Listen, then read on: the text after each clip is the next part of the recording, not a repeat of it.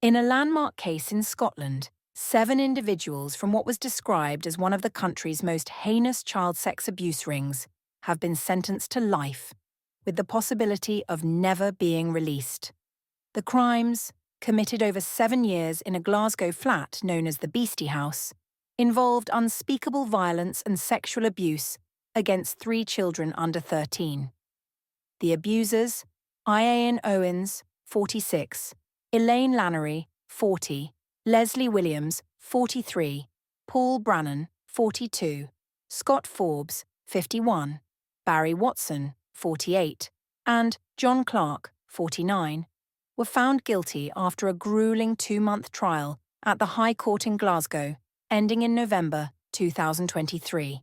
They received sentences ranging from 8 to 20 years, alongside orders for lifelong restriction, OLRs, which are applied only in the gravest non-murder cases in Scotland. This means they will either spend their lives in prison or under parole supervision.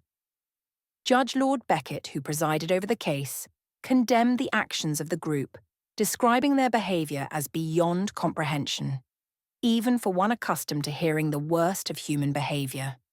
He commended the bravery of the victims, who endured not only physical and sexual abuse, but also psychological torment, including being locked in cupboards with spiders, shut in ovens and fridges, and forced to eat dog food.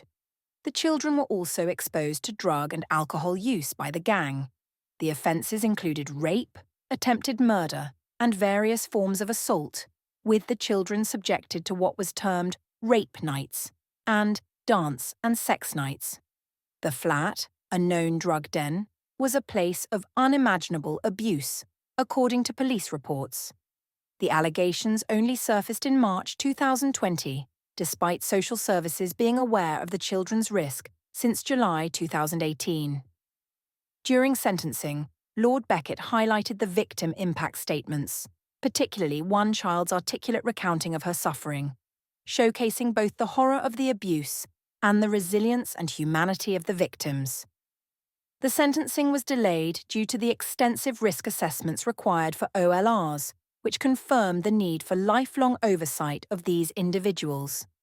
Owens was given the longest punishment part of 20 years before being eligible for parole, followed by Lannery, 17 years, Brannan, 15 years, Williams, 14 years, Clark, 10 years, Watson, 9.5 years, and Forbes, 8 years.